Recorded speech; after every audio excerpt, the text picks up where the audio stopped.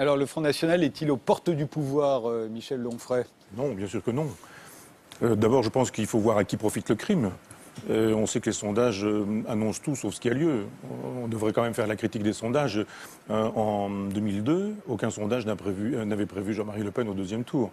Les instituts de sondage devraient être 10 pieds sous terre. Pas du tout. Ils continuent. Ça coûte très cher, les sondages. Ils sont commandités par des gens qui les paient.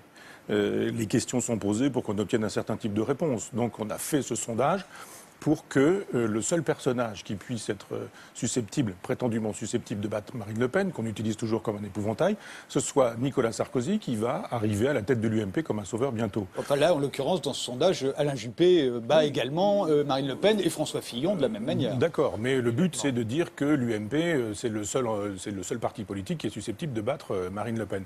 Quand on sait comment fonctionnent les institutions de la Ve République, le général de Gaulle avait fait de telle sorte qu'un rassembleur seul peut devenir président de la République. Vous pouvez avoir un maximum de voix au premier tour, et puis au deuxième tour, ne ramasser personne et ne rassembler personne. Elle ne pourra pas rassembler d'ici 2017, à moins que l'UMP se casse en deux, qu'une partie la rejoigne, et que. Mais tout ça, c'est très, très improbable. Donc je pense que, comme toujours, plutôt que de faire la sociologie de Marine Le Pen, on l'utilise comme une espèce d'épouvantail. Et tous ces gens qui, et je suis d'accord avec Jean-François Kahn, c'est-à-dire tous ces gens qui ont rendu possible Marine Le Pen, c'est ça le problème, c'est pas Marine Le Pen. Pourquoi est-ce qu'elle est là? Elle est là parce que plein de gens l'ont rendu possible, et tous ces gens qu'on a entendus dans votre reportage, les Valls, les Cambadélis, sont tous, et puis la droite de l'UMP, sont tous des gens qui ont rendu possible Marine Le Pen. Mais on l'utilise toujours comme un épouvantail en disant, vous avez vu, c'est le fascisme qui est à nos portes. Si vous voulez vraiment éviter le fascisme qui est à nos portes, revenez vers nous. Pas le Parti Socialiste, c'est Hollande, vous savez qu'il ne pourra pas. Mais nous, à l'UMP, on est là et on est présent. Après, petite cuisine de Sarkozy pour dire, c'est nous à l'UMP, puis après, c'est moi qui emmène le tout. Non, c'est de la propagande, comme d'habitude. Alors, une propagande qui donc profiterait à l'UMP, Éric Fassin? Il faut choisir. Soit on nous dit le danger n'est pas si grand, les sondages exagèrent, soit on nous dit toutes sortes de gens contribuent depuis très longtemps à faire advenir Marine Le Pen. Mais ça ne peut pas être les deux à la fois. Moi, je suis plutôt inquiet. Simplement, je crois qu'effectivement, en même temps, on doit bien constater que c'est instrumentalisé, cette crainte. Et pas seulement à droite. Que fait aujourd'hui Manuel Valls? Il dit ceux qui, au sein de ma majorité, voudraient critiquer ma politique et même voter contre, eh bien, il ferait le jeu de Marine Le Pen. Alors ça, c'est intéressant parce que le président de la République le confirme. Si la majorité le lâche, eh bien, ce sera la dissolution. Ce qui veut dire qu'il n'envisage pas une autre option qui serait de changer de politique. C'est-à-dire que s'il n'y a pas la confiance, on pourrait imaginer une autre stratégie qui serait de se dire on n'a pas la confiance pour telle politique, on peut en mener une autre. Il préfère manifestement mener une autre politique avec l'UMP ou le FN plutôt que de mener une autre politique avec la majorité présidentielle actuelle. Ça, c'est un choix politique et effectivement, il y a une instrumentalisation qui vise à effacer cette alternative politique qui serait possible au sein même de la majorité aujourd'hui menée par Manuel Valls. Cécile Ladjali? Moi, je pense, comme vous le dites, que Marine Le Pen, c'est peut-être pas vraiment le problème. Le problème, c'est qu'un symptôme du problème. Le problème, c'est le profond désespoir des Français qui alimente donc cette ascension, cette aura qu'elle a et qui fait qu'elle veut faire passer pour très banale, très audible, des idées qui ne le sont pas du tout. Réhabiliter la peine de mort, la préférence nationale, des choses comme ça. Et moi, ce qui m'inquiète, c'est que dans mon entourage proche, des gens cultivés, des gens qui sont capables de décoder les discours, enfin jusqu'à présent, le double langage, eh bien, à présent, sont fatigués de le faire, ont renoncé et trouvent qu'il y a dans les propos de cette dame des choses en fait assez séduisantes et il serait possible qu'à un moment donné, très prochainement, ils votent pour elle. Et je suis très très effrayée par cela parce que elle est en train de réussir son coup. Et voilà, c'est clair, ces gens auxquels je pense, qui étaient capables encore une fois de se révolter il y a une petite dizaine d'années, ne sont plus dans la révolte et sont même dans une forme d'admission des choses.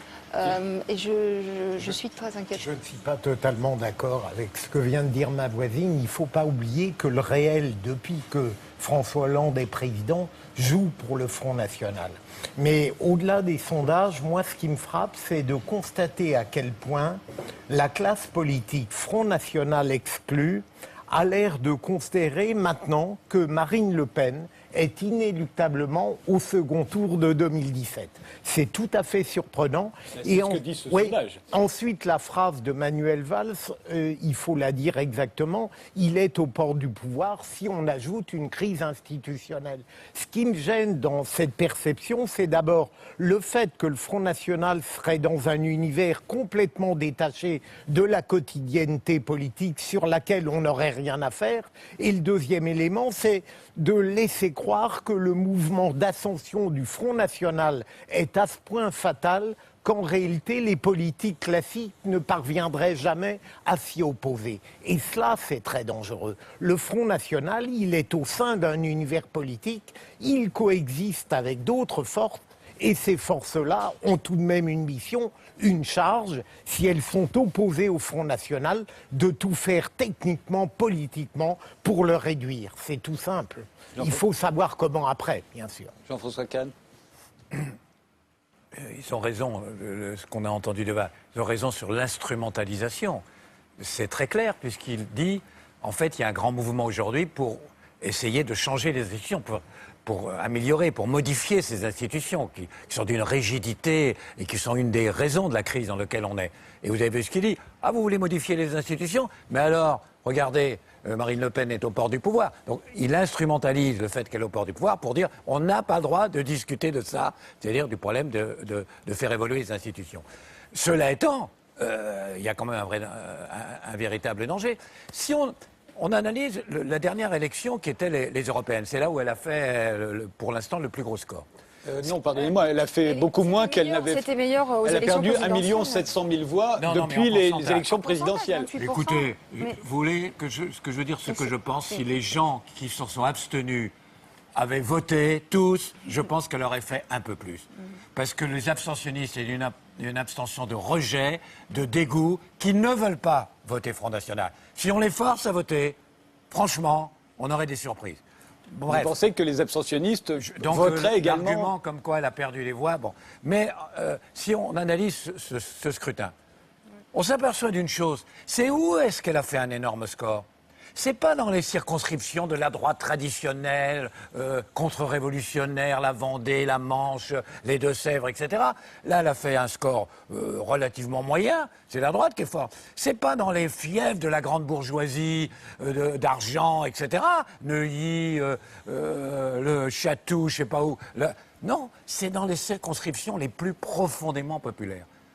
Où il y a une gauche populaire qui était profondément ancrée, où on n'imaginait pas des endroits, où on ne savait même pas ce qu'était la droite.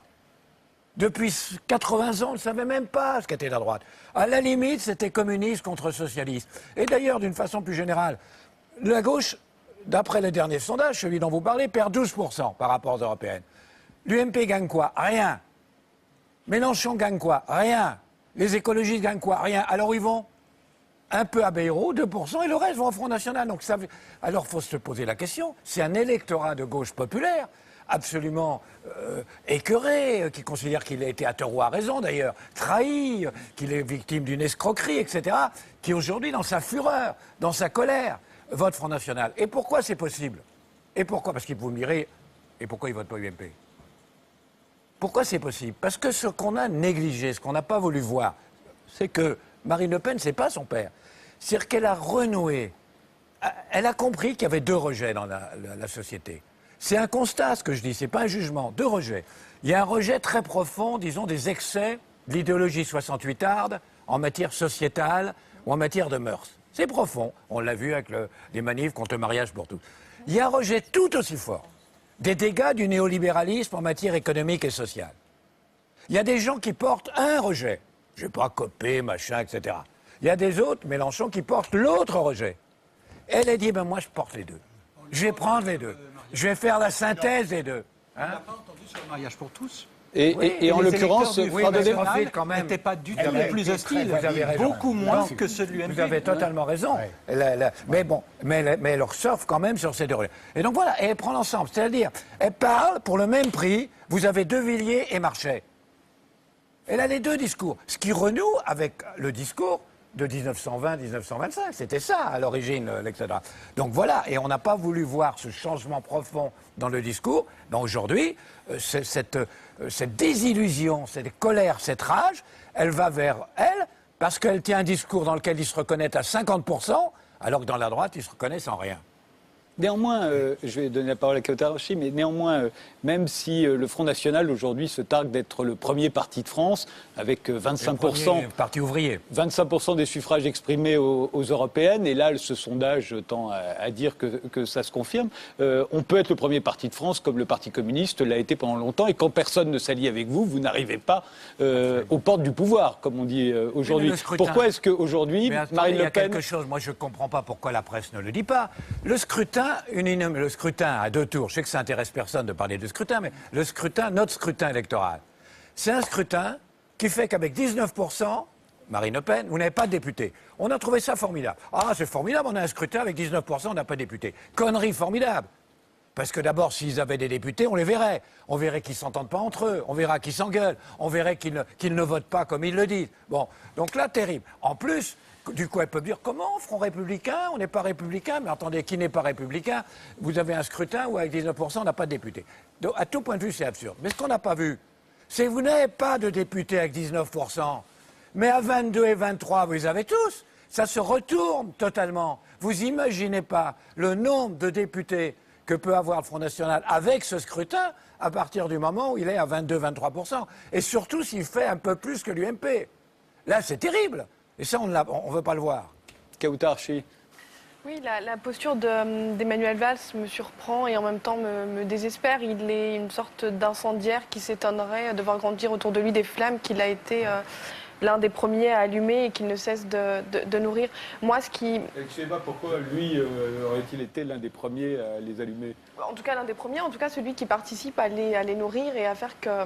En tant que Premier ministre, en tant que Premier ministre, parce qu'il a une position qui est particulièrement forte, particulièrement symbolique, et sa parole est éminemment importante. Et je regrette profondément que son analyse ne dépasse pas le niveau de l'instrumentalisation de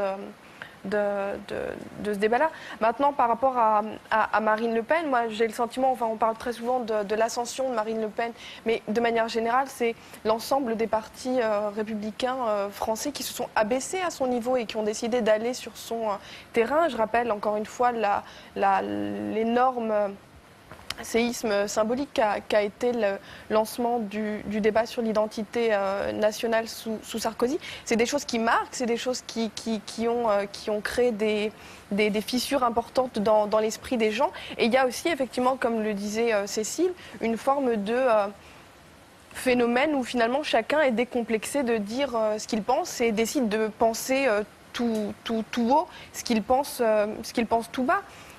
C'est désespérant, mais encore une fois, c'est la classe politique française actuelle et ancienne qui est responsable de... Et Marine Le Pen peut leur dire merci, c'est vrai. Grosso modo, vous avez l'air tous d'accord pour dire que ce sont les autres politiques qui font monter Marine Le Pen. Pardon, Frédéric, je trouve que vous êtes très injuste, si vous me le permettez, avec Manuel Valls. Parce que c'est un Premier ministre qui fait ce qu'il peut. Alors, on peut ne pas adhérer à sa politique qui, pour l'instant, a l'air d'échouer, mais on ne peut pas dire qu'il est en quoi que ce soit responsable de la montée du Front National. Il fait partie de ceux qui l'alimentent. Il fait partie de ceux qui l'alimentent. Non, on ne peut. Parce que d'une certaine manière... Vous ne pouvez pas mettre sur le même plan. Vous renvoyez à un vieux débat aussi sur l'identité nationale. Je croyais que c'était réglé, ça, depuis un certain nombre d'années. On ne peut pas dire que Manuel Valls est peut-être créateur d'une ampleur du Front National aujourd'hui. Il se bat contre une structure qu'il estime être un ennemi, peut-être maladroitement, mais vous ne pouvez pas dire qu'il participe de la montée du Front National, sauf alors à le considérer comme un pompier incendiaire, ce qu'il n'est pas.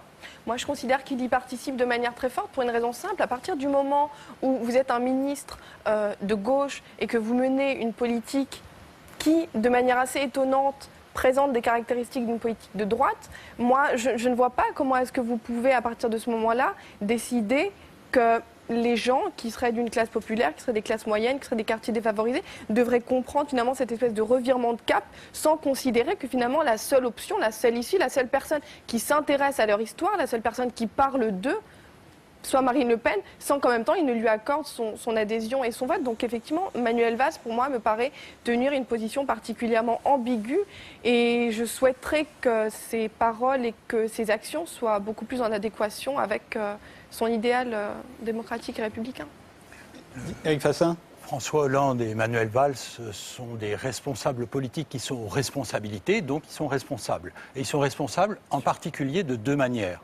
La première, c'est par le fait que l'argument du Front National, c'est de dire UMPS.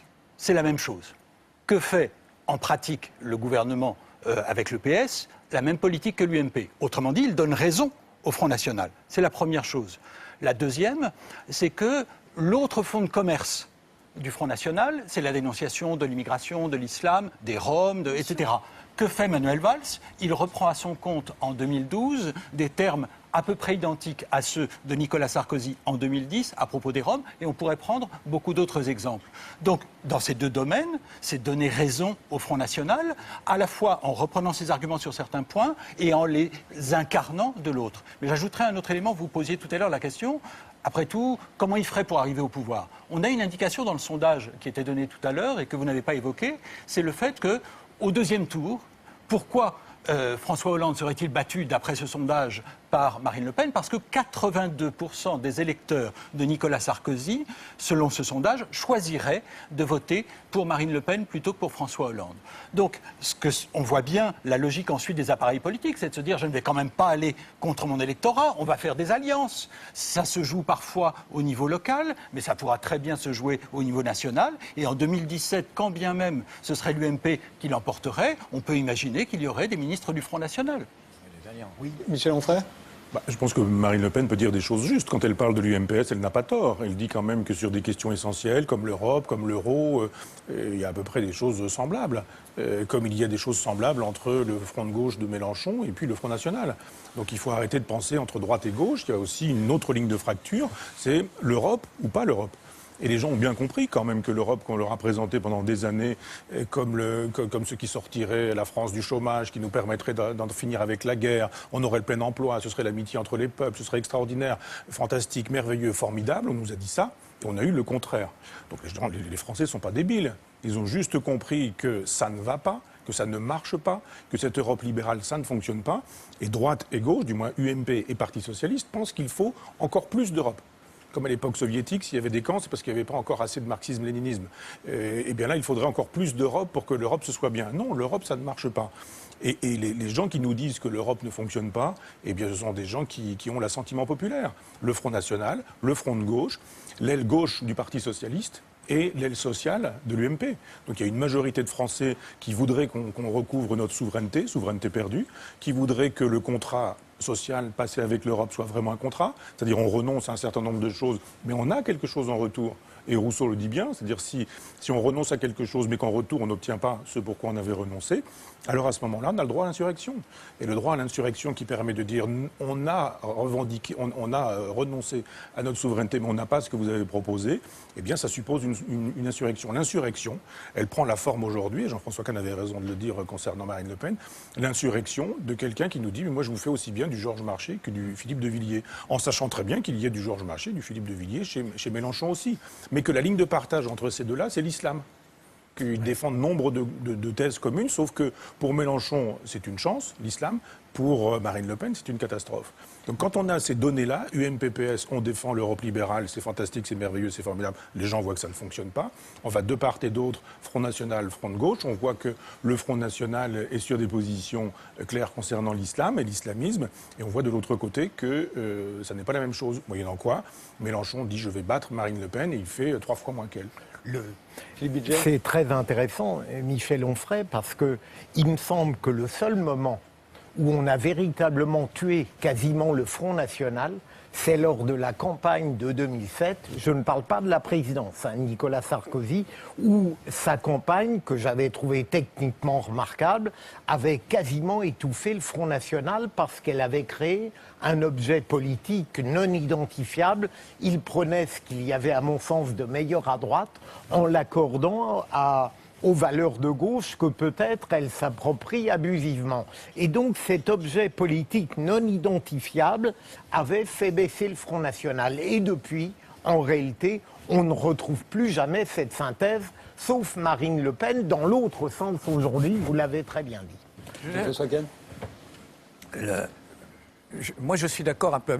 Vous allez me dire, vous faites partie des deux, parce que je ne crois pas, pense pas qu'il y ait une grosse responsabilité de Valls, c'est un autre débat, mais que de Hollande, oui. Bon. Il a employé un terme qui m'a frappé à propos de Valls sur le réalisme, le défaut du réalisme.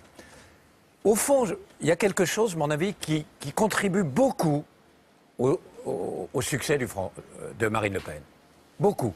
Et au succès du livre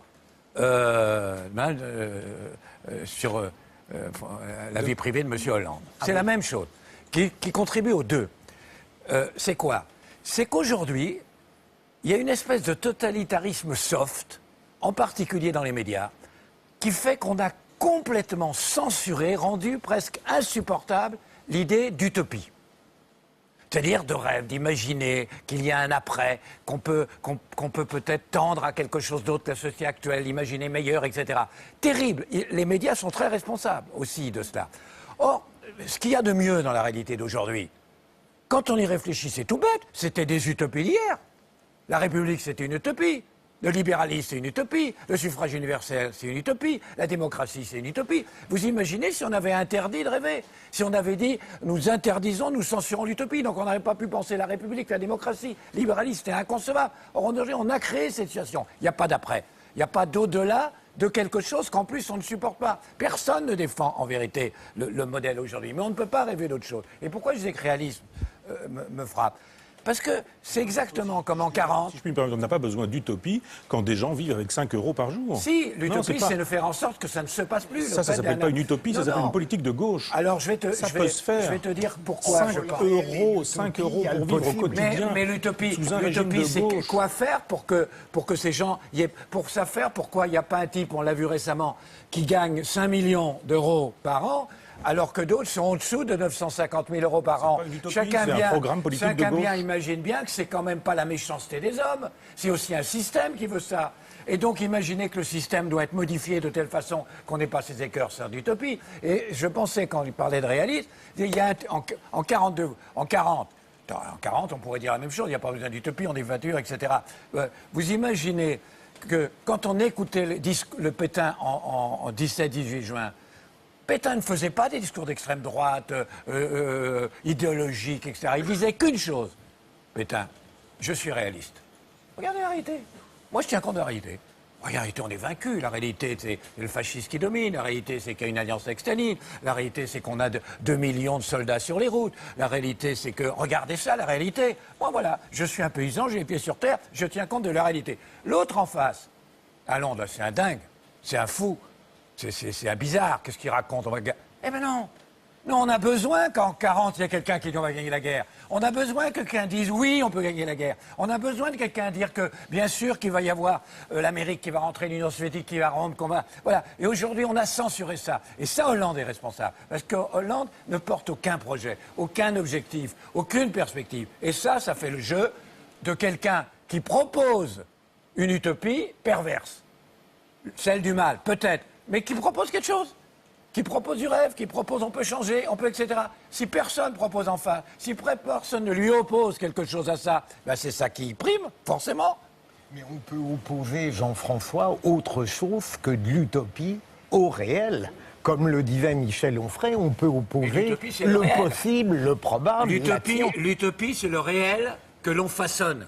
Le réel qu'on imagine peut-être, qu'on imagine au point de ne pas le rendre opératoire. Non, que l'on façonne. Le réel suffirait. Pas besoin d'utopie. L'utopie, c'est ce qui n'existe pas par définition, mais en revanche, ce désir qu'on a tous d'absolu, de grandeur, ça nous est refusé aujourd'hui. Oui.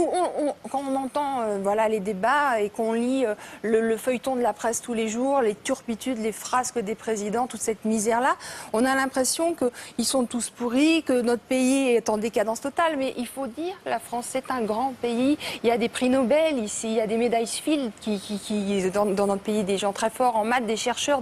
Bon, on peut faire des choses et c'est vrai qu'il y a toujours cette rengaine misérabiliste qui contribue à déprimer tout le monde, à exacerber les populismes, etc., etc. Mais voilà, et ça c'est vrai que le travail des médias est redoutable quand justement il alimente ce désespoir, cette tristesse, et on a besoin de rêves ou d'utopies ou de programmes magnifiques pour croire à des choses et avoir une foi, parce que là on l'a totalement perdu. Michel Onfray va parler du syndrome de Don Quichotte, là, qui est contre le déni du réel. Oui, quand même. C'est pas la presse qui invente la misère. Le misérabilisme, il fait état d'une misère qui existe réellement. Ce chiffre que tout le monde a entendu, 5 € par jour pour vivre. Les gens qui ne peuvent pas se soigner, les gens qui ne peuvent pas aller chez le dentiste, qui ne peuvent pas avoir des paires de lunettes, qui ne vont pas chez le médecin. Bien sûr. Mais ça, c'est la réalité. C'est pas du misérabilisme. Les gens qui ont la médaille Fields, ils ont du mérite. Bien sûr. Dans mes classes, j'ai 15 ans enseigné en Seine-Saint-Denis dans des quartiers où c'était vraiment très dur. Et bien justement, les élèves, je les emmenais ailleurs en leur parlant surtout pas du quotidien, mais en leur parlant des classiques, en leur parlant de la beauté, en leur parlant de ce qui pouvait les élever et les conduire ailleurs. C'est pas être fou que de faire ça, c'est de préparer les consciences peut-être à un retour au réel plus fort de mots, plus fort de mythes. Plus fort de conscience de soi-même et voilà, et je pense, sans comparer les citoyens et les électeurs à des enfants, je pense que cette part de rêve, on la leur doit aussi, tout en étant dans une forme de pragmatisme, voilà, que connaissent par cœur les politiques. Hein. C'est très difficile de gouverner, ils sont dans le réel, hein, plus que moi peut-être encore, mais voilà, il faudrait que les discours soient agrémentés de cette dimension supplémentaire, de ce supplément d'âme, cet espoir. Parce que c'est vrai qu'on n'en a plus.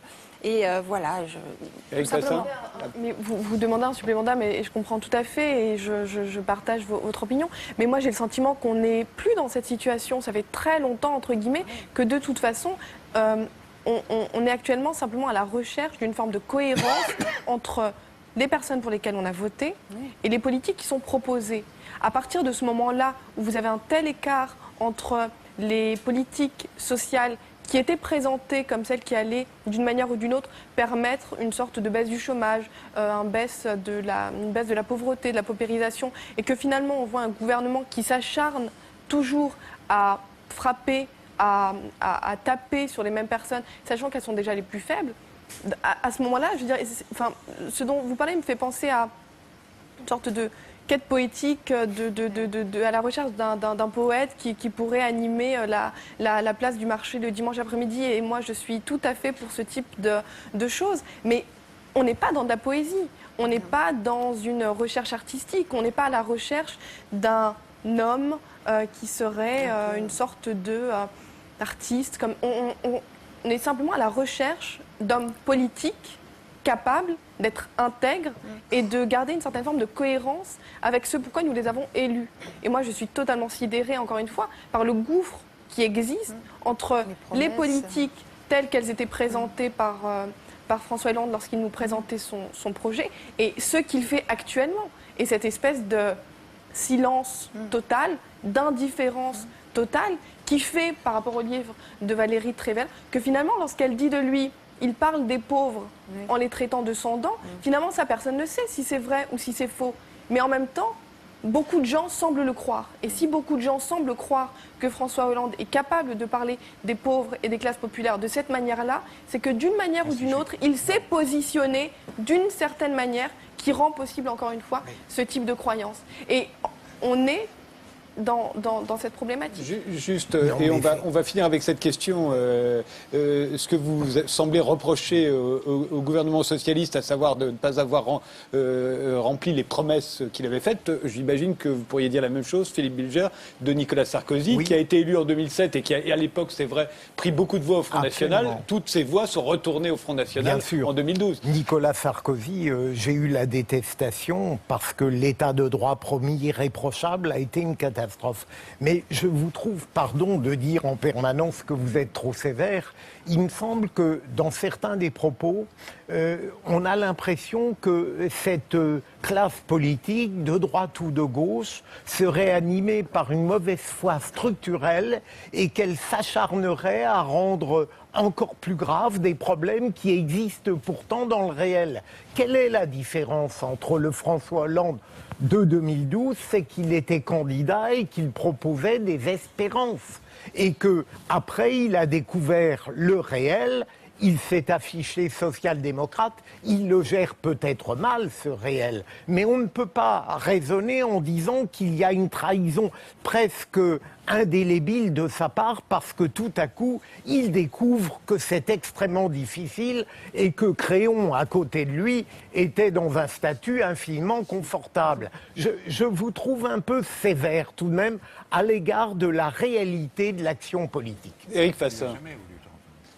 Pour ma part, j'ai vraiment le sentiment qu'effectivement, on ne peut pas dire que nos gouvernants et nos partis de gouvernement soient dans le réel. Ils sont dans le déni du réel. Et donc, la question du réalisme, tel que j'utilise ce terme, c'est une rhétorique. C'est des gens qui se réclament du réalisme. Mais s'ils étaient réalistes, eh bien, on le verrait parce que l'économie serait prospère, qu'il y aurait moins de chômage. Donc on nous dit il faut faire des choix douloureux dans l'espoir de rétablir l'économie. Mais peut-être l'avez-vous remarqué, cette promesse est constamment différée. C'est-à-dire qu'on continue d'avoir une politique d'austérité et on ne voit pas venir ni une réduction des inégalités, elles s'aggravent, ni une réduction de la pauvreté en tant que telle, ni du chômage. Donc on a le sentiment que le réalisme n'est pas réaliste. Mais je voulais revenir aussi juste sur un point.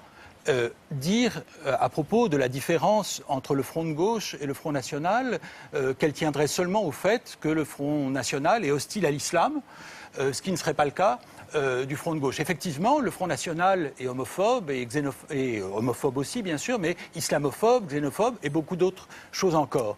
Et effectivement, le Front de gauche n'a pas dit que l'immigration était un problème. Au contraire, il a dit, en fait, on peut construire des choses à partir de ça. Mais je crois qu'il y a une autre différence très importante, c'est que la logique de refus de l'Europe par Marine Le Pen et par le Front National, c'est une logique de souveraineté, de souverainisme, de nationalisme. En revanche, la critique de l'Europe qui est proposée par le Front de gauche, c'est une critique de l'Europe néolibérale. Donc, est-ce qu'on doit confondre les deux termes, une critique nationaliste et une critique anti-néolibérale ? Pas nécessairement, et je crois que c'est dangereux même de les superposer. Sauf que si Mélenchon était au pouvoir en France, il n'empêche qu'il ne ferait pas la loi en Europe, et que l'Europe, elle serait de toute façon libérale, qu'il lui faudrait composer avec cette Europe libérale. La logique n'est pas la même. À quoi j'ajoute, c'est pas la même, bien sûr, donc on n'est pas rentré dans les détails. Parce que vous disiez qu'il y avait une différence essentielle. Parce que le débat ne portait pas complètement là-dessus, il y en a plusieurs, bien sûr. Mais je pense que quand les Français ont refusé le traité européen et que l'UMP et le Parti socialiste ont dit vous n'avez pas voulu, vous avez dit non au référendum, vous l'aurez tout de même, et que Sarkozy et Hollande se sont entendus pour que ça passe par l'Assemblée nationale et le Sénat, les Français n'ont pas la mémoire courte quand même, ils s'en souviennent. Donc il y a aussi ça qui a fonctionné. Donc c'est l'Europe néolibérale qui est en cause. On est entièrement d'accord, mais sauf que Mélenchon arriverait au pouvoir en France, qu'il lui faudrait composer avec une Europe qui est libérale. Et la voix de la France ne compterait pas pour grand-chose dans une Europe qui resterait libérale. Il ferait quoi dans ces cas-là, Mélenchon ? Pas mieux que Valls qui n'obtient pas grand-chose auprès de Merkel. Passons, si vous le voulez bien, au sujet suivant. Il y a un homme qui fait beaucoup parler de lui cette semaine, c'est Laurent Thévenoud, l'éphémère secrétaire d'État du gouvernement socialiste. Regardez.